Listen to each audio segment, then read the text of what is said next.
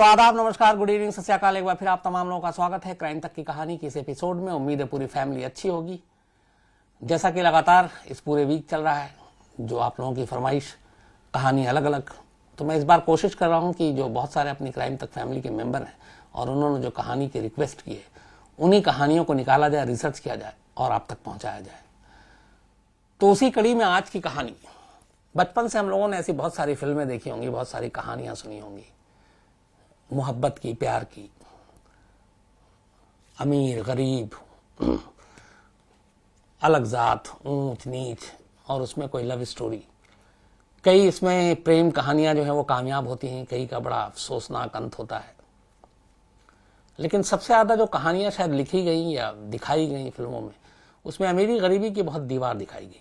कई तो गाने भी बने हैं इस पे। आज की कहानी ऐसी एक अनकही मोहब्बत पर है। अनकही मैं इसलिए कह रहा हूं कि कुछ सबूत थे जो बाद में सारे जला दिए गए, और वजह यह थी कि ये जो लव स्टोरी है, ये जो कहानी है, ये उस वक्त की है जब हिंदुस्तान पर अंग्रेजों का राज था। अंग्रेज यहां हुकूमत करते थे और क्वीन विक्टोरिया, महारानी इंग्लैंड की, वो उस वक्त जो थी इंग्लैंड की महारानी, उनके और एक हिंदुस्तानी लड़के के बीच प्यार की कहानी है। इस कहानी को जिसने भी सुना उस वक्त दंग रह गया था। शाही परिवार ने इस कहानी को दबाने की बहुत कोशिश की और इससे जुड़े हुए जितने सबूत थे उसे भी मिटाया गया। ये प्रेम कहानी है आगरा के एक लड़के की और इंग्लैंड की महारानी की, क्वीन विक्टोरिया। दोनों में उम्र का काफी फासला। इन दोनों के बीच शायद जो प्रेम कहानी शुरू हुई वो उस वक्त की बात है जब क्वीन विक्टोरिया अपनी शादी की 50वीं सालगिरह मना रही थी। तो शादी को ही 50 साल हो गए थे। 24 मई 1819 1819 में महारानी का जन्म हुआ था। इनके जन्म के कुछ वक्त के बाद ही इनके पिता की डेथ हो गई। मां ने बहुत सख्ती से पाला था क्वीन विक्टोरिया को। कहते हैं कि उनको तमाम मर्दों से दूर रखा जाता था, यहाँ तक कि जो उन्हें पढ़ाने जो टीचर आते थे, तो जितनी देर तक वो पढ़ती थी उतनी देर तक उनकी माँ और बाकी लोग थे, कुछ महिलाएं, वो आसपास ही मंडराती थी या वहीं होती थी। तो महारानी विक्टोरिया को कभी मर्दों के करीब अकेले जाने की इजाजत नहीं थी। बहुत सख्ती से शाही परिवार के अंदाज में उनकी परवरिश हुई, उनको पाला पोसा गया। इसके बाद उनकी शादी हो जाती है और शादी के बाद का ही यह किस्सा है। ये जो कहानी है इस पे एक किताब भी लिखी गई और वो किताब थी विक्टोरिया एंड अब्दुल, और इसके ऊपर एक फिल्म भी बनी। और Victoria and Abdul, the true story of queen's closest confidant, इनके ऊपर एक फिल्म बनी जिसमें महारानी विक्टोरिया का रोल प्ले किया जेम्स बॉन्ड की। आपने जो फिल्में देखी होंगी उसमें मैडम एम एक होती हैं, बुजुर्ग सी, जो खुफिया एजेंसी है जेम्स बॉन्ड की, उसकी हेड होती हैं। तो उन्होंने क्वीन विक्टोरिया का रोल प्ले किया और अब्दुल का रोल प्ले किया अली फजल ने, जो पाकिस्तानी एक्टर है, कई हिंदी फिल्मों में काम कर चुके हैं। इस फिल्म को लेकर काफी बहुत सारी चीजें भी हुई और जो किताब लिखी गई उसमें भी बहुत सारी चीजें हुई। कहानी की शुरुआत इस तरह से होती है कि 1863 में जब भारत पर अंग्रेजों का राज था, हुकूमत थी, आगरा के करीब एक लड़का था जिसका नाम था अब्दुल। अब्दुल करीब 24 साल का था और उस वक्त हिंदुस्तान से क्वीन विक्टोरिया के लिए 2 तोहफे भेजे गए थे। और ये 2 तोहफा कुछ और नहीं था बल्कि एक तरह से 2 नौकर थे जिनको क्वीन विक्टोरिया की खिदमत के लिए हिंदुस्तान से बतौर तोहफा भेजा गया। उनमें से एक था अब्दुल करीम, जो उस वक्त 24 साल का था। कहते हैं कि तोहफा देने से पहले बाकायदा उस वक्त जो आगरा के कलेक्टर थे उन्होंने इंटरव्यू किया था खुद बहुत सारे लोगों का, और उस इंटरव्यू के बाद अब्दुल का चयन हुआ, अब्दुल के साथ एक और नौकर, और इन दोनों को इंडिया की तरफ से महारानी को सौंप दिया गया तोहफे के तौर पर। अब्दुल लंदन पहुंचता है, महारानी के करीब रहता है और धीरे धीरे महारानी के वो इतने करीब आ जाता है कि बाकी तमाम लोग दूर हो जाते हैं। आलम यह था कि महल में महारानी और अब्दुल की ये जो क्लोजनेस थी, इससे बहुत सारे जो महल के लोग थे वो भी जलने लगे, अब्दुल के दुश्मन हो गए।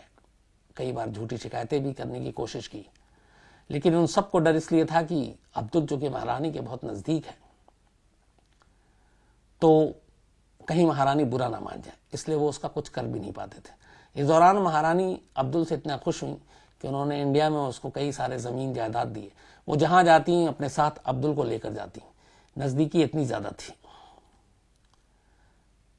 इसी बीच में कई बार महारानी ने अब्दुल को लेटर भी लिखा और इस लेटर के आखिर में कई बार उन्होंने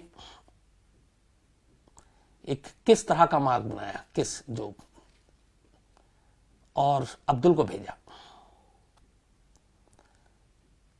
तो ये जो चीज थी, ये कहते थे कि महारानी का शायद लास्ट लव, आखिरी प्यार था अब्दुल, और वो उसे बहुत ही मार्मिक खत लिखा करती थी। खत में चाहे मजमून में कुछ हो, कई जगह पे चूंकि वो लिप्स के मार्क बनाकर एक तरह से किस देने की बात, तो इन चीजों ने लोगों को बड़ा हैरान कर दिया कि एक महारानी एक नौकर को इस तरीके से एक लव लेटर लिख रही है और किस उस पर बनाकर भेज रही है। हालांकि इसको लेके कई सारी बातें हुई, कई ऐसे लेटर थे जिसमें उन्होंने उसको जो संबोधन किया अब्दुल को, उसमें यह भी था कि माँ की तरह प्यार करते हैं, एक बहुत दोस्त की तरह प्यार करते हैं। ये रानी ने लिखा था, क्वीन विक्टोरिया ने। लेकिन कुछ लोग हैं जो इनका कहना है कि जब महारानी के हस्बैंड प्रिंस अल्बर्ट की डेथ हुई तो उसके बाद भी उन्होंने प्रिंस अल्बर्ट यानी अपने पति को अपना करीबी दोस्त, माँ, पिता सब बताया था, लेटर में भी लिखा था। यही चीजें उन्होंने अब्दुल के लिए भी लिखा। तो पति के लिए भी वो एक जगह पे दोस्त लिखती हैं, लिखती हैं कि वो मेरा सब कुछ, माँ भी, बाप भी, भाई भी। और अब्दुल करीम के लिए भी उन्होंने एक दो जगह यही लिखा। तो इन दोनों लेटर में जिस तरीके से महारानी ने संबोधन लिखा, तो उससे लोगों को लगा कि नहीं, अगर वो पति के लिए भी एक पिता, भाई और उन सारे शब्दों का इस्तेमाल कर रही है, तो वहां पे भी मतलब यह है कि हद से ज्यादा करीब है। तो शायद उनके लिखने का यह तरीका था। बाद में महारानी ने अब्दुल करीम को एक नया नाम दिया, मुंशी का नाम। अब्दुल करीम जब वहां पहुंचा और धीरे धीरे करीब आया, तो अब्दुल करीम के जिम्मे एक काम सौंपा गया, और वो ये कि वो महारानी को हिंदी और उर्दू लिखना और पढ़ना सिखाए। और अब्दुल करीम ने यही काम शुरू किया, उसने महारानी को लिखना पढ़ना सिखाया, उर्दू। इस दौरान में फिर करीबी इतनी बढ़ी कि महारानी अब्दुल करीम से बाकायदा इंडिया के बारे में, चूंकि इस वक्त अंग्रेजों की हुकूमत थी यहाँ पे, सलाह लिया करती थी कि हिंदुस्तान में और क्या करना चाहिए, कैसा करना चाहिए, एक नौकर, और उससे वो सलाह लेती थी। सलाह लेने के बाद वो उस पर अमल भी करती थी। धीरे धीरे और जब भरोसा बढ़ा तो महारानी ने अब्दुल को बाकायदा इंडिया का एक तरह से अपने लिए सेक्रेटरी बना लिया, भारत सचिव। मतलब भारत से जुड़े हुए किसी भी मसले पे, किसी भी चीज पे बात करने के लिए वो अब्दुल से सलाह लेती थी। तो उर्दू और हिंदी पढ़ाई लिखाई, उसके बाद नजदीकी, फिर भारत का सचिव बना देना एक नौकर को, बहुत सारे लोगों को खटकने लगी। लेकिन फिर जब महारानी और अब्दुल करीम का ये रिश्ता सामने आया तो लोगों को हैरानी नहीं हुई। लेकिन हैरानी इस बात की थी कि महारानी और अब्दुल करीम की उम्र में एक लंबा फासला था, और ये करीबी और महारानी के प्यार के बारे में ये था कि अगर महारानी प्यार करेंगे, किसी राजकुमार से करेंगे, किसी राजा से करेंगे, किसी रईस अमीर से करेंगी। बट तोहफे में सौंपा गया एक नौकर हिंदुस्तान से इंग्लैंड, और महारानी को दिया गया, और उस नौकर के साथ महारानी की मोहब्बत, ये बात किसी के गले उतर नहीं रही थी। लेकिन पूरा महल और सारे लोग इन चीजों से वाकिफ थे। तो अब्दुल करीम 24 साल की उम्र में वहां पहुंचा, महारानी से इश्क हुआ, खत लिखे गए, लव लेटर लिखे गए, और इस दौरान में किंग अल्बर्ट की डेथ भी हो गई, जो उनके हस्बैंड थे। डेथ के बाद अब्दुल करीम और नजदीक आ गया महारानी के। ये सिलसिला चलता रहा। करीब 15 साल तक अब्दुल करीम महारानी के पास बकिंगम पैलेस, उस महल में रहा, और इन 15 सालों में वो हमेशा महारानी के नजदीक और करीब रहा। लेकिन कहानी में एक नया ट्विस्ट आता है 1901 में, जब महारानी की उम्र 80 साल थी, अचानक 1901 में महारानी क्वीन विक्टोरिया की मौत हो जाती है। 80 साल की उम्र में उनकी मौत हुई। और उस वक्त अब्दुल करीम की उम्र थी करीब 1901 में 8 साल घटा दिया जाए 45 में तो 36 साल। 36 साल की उम्र थी, बल्कि 36 नहीं, थोड़ा ज्यादा थी, क्योंकि 24 साल में वो वहां गया था और 15 साल रहा, तो करीब 39 साल की उम्र थी। 39 साल की जब उम्र थी अब्दुल करीम की, महारानी की उम्र 80 साल थी, मतलब बिल्कुल डबल, बड़ी थी वो उनसे। तो 1901 में क्वीन विक्टोरिया की मौत हो जाती है। अब्दुल करीम वहीं था, लेकिन क्वीन विक्टोरिया की मौत के बाद अब्दुल करीम के बुरे दिन शुरू हो जाते हैं। चूंकि पता था कि वो महारानी के साथ उसके रिश्ते हैं, बहुत सारे लोग ये जानते थे, तो क्वीन विक्टोरिया की मौत के बाद जब दूसरी महारानी आती हैं और 1901 में मौत के बाद वहां पे एक उनकी जगह पे तो अब्दुल करीम के बुरे दिन शुरू होते हैं। अब्दुल करीम की नजदीकियों को देखते हुए उसे फिर किनारे कर दिया जाता है। और सबसे बड़ा काम जो किया जाता है वो ये कि महारानी ने जितने खत अब्दुल करीम को लिखे थे, जो लव लेटर थे जिसमें सारी बहुत ही पर्सनल बातें लिखी हुई थी, वो सारे लेटर अब्दुल करीम से बकिंगम पैलेस के अधिकारी अपने कब्जे में ले लेते हैं। और उन सारे खत, वो सारी लव लेटर, वो सारी अंतरिम बातें, वो सारी करीबी की बातें, वो सब वो खत में थे। और उन सारे खतों को जला दिया जाता है अब्दुल करीम से लेकर। जब ये सब कुछ होता है, इसके बाद अब्दुल करीम को कहा जाता है कि अब इंडिया लौट जाइए। जब तक महारानी जिंदा थी अब्दुल करीम के लिए सब कुछ ठीक था। महारानी की मौत के बाद अब्दुल करीम के अब दिन वैसे रहे नहीं। सारे सबूत उनसे ले लिए गए, सारी चीजें ले ली गई, जला दिया गया। और इसके बाद अब्दुल करीम को कहा गया कि आप इंडिया लौट जाए। अब्दुल करीम वापस आगरा पहुंचता है। आगरा में महारानी ने बहुत सारे जमीन जायदाद दे रखे थे, उसकी जिंदगी अच्छी थी, पैसे काफी हो गए थे। तो अब्दुल करीम को आगरा के पास एक बाग फरजाना है, वहां पे भी जमीन दी थी महारानी ने। उस बाग फरजाना में लौटने के बाद अब्दुल करीम एक लॉज बनाता है और उसी लॉज में बनाकर रहने लगता है। अब्दुल करीम ने शादी नहीं की। लौटने के बाद वो बिल्कुल खामोश, अकेला, तन्हा इसी लॉज में रहता था। महारानी की मौत के ठीक 8 साल के बाद 20 अप्रैल 1909 को, जब अब्दुल करीम की उम्र 45 या 46 साल थी, इसी लॉज में मौत हो जाती है। तब उसकी उम्र सिर्फ 45 या 46 साल थी। इस मौत की खबर अंग्रेजों को भी मिलती है। अंग्रेजों को यह भी पता था उस वक्त, जो अंग्रेजी हुक्मरान थे हिंदुस्तान में, आगरा के कलेक्टर और बाकी लोग, कि अब्दुल करीम क्वीन विक्टोरिया का कितना करीबी था। तब तक ये बातें बकिंगम पैलेस के महल से छन कर बाहर तक आ चुकी थी, अब्दुल करीम और क्वीन विक्टोरिया के रिश्तों को लेकर। ये सारी चीजें यहाँ पे अंग्रेजी हुक्मरानों को भी मालूम थी। तो जब 1909 में अब्दुल करीम की मौत हुई, सिर्फ 45-46 साल की उम्र में, कहा गया कि वो बीमारी से मौत हुई, लेकिन असल वजह क्या था ये किसी ने बताया नहीं।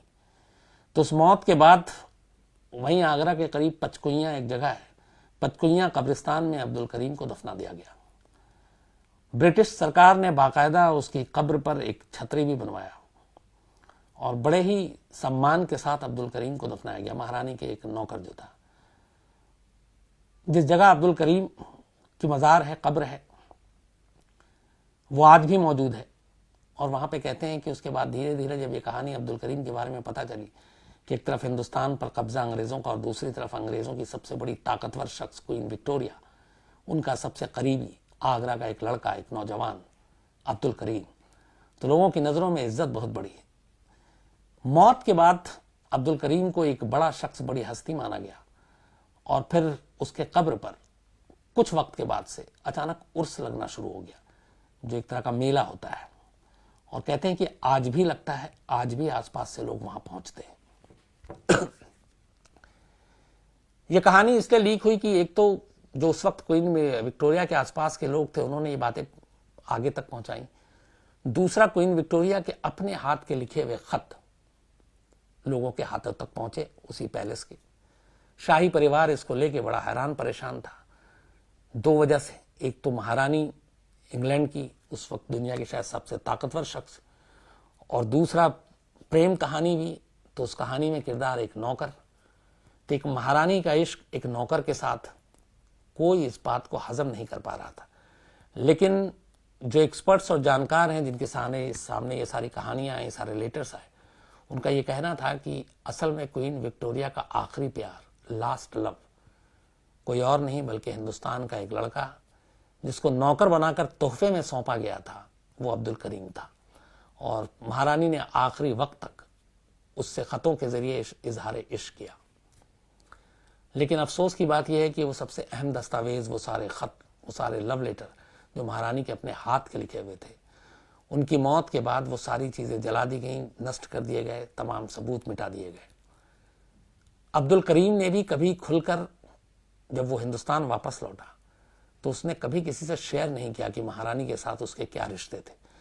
जानकार इसकी दो वजह बताते हैं। एक, अब्दुल करीम को भी महारानी से बेहद लगाव था और इस राज को वो अपने ही सीने में दफन रखना चाहता था। दूसरा, उस वक्त भारत में अंग्रेजों की हुकूमत थी और उसे डर था कि अगर उसने ऐसी वैसी कोई बातें की और अंग्रेजों के कानों तक पहुंची ये बात, तो शायद उसकी जान को खतरा हो सकता है। तो महारानी खामोशी से 80 साल की उम्र में दुनिया छोड़कर चली गई। उनके करीब 9 साल के बाद, बल्कि 8 साल के बाद, अब्दुल करीम भी इस दुनिया से चला गया, महज 45-46 साल की उम्र में। लेकिन न उसने कभी अपनी जुबान से महारानी का नाम लिया, न महारानी ने अपने जीते जी उन खतों के अलावा और कोई सबूत छोड़ा। और जो सबूत था बचा खुचा लव लेटर, वो जैसा मैंने आपको कहा कि उसके बाद जला दिया गया। तो महारानी के उस आशिक की मजार कब्र आज भी आगरा में है, सालाना उर्स भी लगता है उसमें। लेकिन एक खामोश, एक अनकही मोहब्बत इसी तरह से खामोशी के साथ दफना दी गई। बाद में इस पर किताब लिखी गई, फिल्म बनी, और करीब 100 साल के बाद अब दोबारा ये सारी चीजें सामने आ रही हैं। तो ये थी कहानी क्वीन विक्टोरिया, इंग्लैंड की महारानी, और एक हिंदुस्तानी नौकर के बीच इश्क की, प्यार की। आज इतना ही, फिर आपसे मुलाकात होगी किसी नई कहानी के साथ। तब तक अपना ख्याल रखिएगा। Thank you very much.